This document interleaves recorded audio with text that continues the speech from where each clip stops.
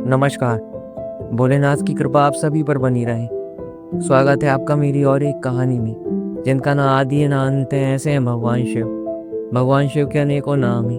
उनमें से कुछ नामों के बारे में शायद ही आप जानते होंगे। वसंत ऋतु का आगमन और भगवान शिव के नाम की कथा और महाशिवरात्रि का पर्व सुनिएगा मेरी इस कहानी में। और अगर आप भी भोलेनाथ के भक्त हैं तो कहानी को अंत तक सुनिएगा। एक बार की बात है, माता सती के पिता दक्ष प्रजापति ने अपना यज्ञ किया। उस यज्ञ में समस्त देवताओं को आमंत्रित किया गया, लेकिन दक्ष प्रजापति महादेव को पसंद नहीं करते थे। उन्होंने भोलेनाथ को आमंत्रण नहीं दिया। माता सती को अपने पिता के यहाँ यज्ञ होने की जानकारी मिली। माता सती ने महादेव से अपने पिता के यहाँ यज्ञ में जाने के लिए कहा, लेकिन दक्ष प्रजापति ने तो उनको आमंत्रित ही नहीं किया था। महादेव दक्ष प्रजापति के बारे में जानते थे। महादेव ने जाने से मना कर दिया, लेकिन जिनमें पार्वती जी महादेव के मना करने के बाद भी अपने पिता के यहाँ पहुंच रही। माता सती के सामने ही दक्ष प्रजापति ने महादेव को बहुत बुरा भला कहा। माता सती अपने पति का अपमान न सहन कर सकी और उसी हवन कुंड में समाहित होकर सती ने अपनी देह त्याग की। भगवान शिव को पता चला। पत्नी वियोग में भगवान शिव वैराग्य भाव से गहरी ध्यान समाधि में बैठ गए।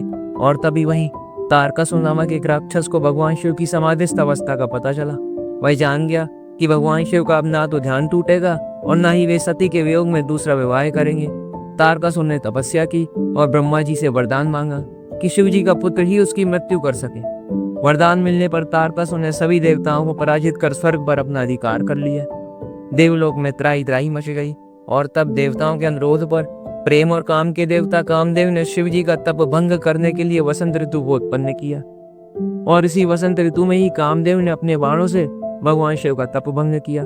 ध्यान के टूटने से क्रोधित होकर महादेव ने अपना तीसरा नेत्र खोला और कामदेव को भस्म कर दिया।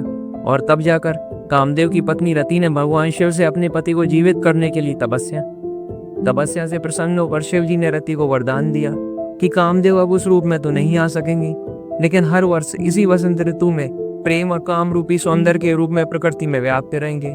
और कामदेव का मर्दन करने के कारण ही भगवान शिव मन्मथनाथ कहलाए। उत्तराखंड में एक मंदिर है गोपेश्वर। कहते हैं इसी स्थान पर भगवान शिव ने कामदेव को भस्म किया था, इसलिए इस क्षेत्र में उनको झस केतुहर भी कहते हैं। झस का अर्थ है मछली और केतु का अर्थ है ध्वज। कामदेव के ध्वज पर मछली का चिन्ह होता है, इसलिए कामदेव का वध करने के कारण महादेव को यह नाम मिला। इसी क्षेत्र में महादेव को रतीश्वर भी कहते हैं, क्योंकि कामदेव के भस्म होने के बाद रति ने यहाँ तप किया था। वसंत ऋतु में शिव रूपी पुरुष तत्व प्रकृति रूपी स्त्री तत्व में समाहित हो जाते हैं, इसलिए शिव महेश्वर भी कहलाए, अर्थात माया के अधीश्वर, माया के अधीन रहने वाले। मान्यताओं के अनुसार बसंत पंचमी के दिन ही भगवान शिव का तिलक हुआ और 24 दिन बाद शिवरात्रि के दिन ही उनका विवाह हुआ। तो ऐसे हैं महादेव के अनेकों नाम और उनसे प्रसिद्ध कथाएं। तो कैसी लगी मेरी और एक कहानी कमेंट्स करके जरूर बताइएगा। कहानी को लाइक और शेयर भी करिएगा। मेरी ऐसी और भी कहानियों को सुनने के लिए मेरे चैनल को सब्सक्राइब भी करिएगा और भगवान भोलेनाथ का नाम हमेशा लेते रहिए। धन्यवाद।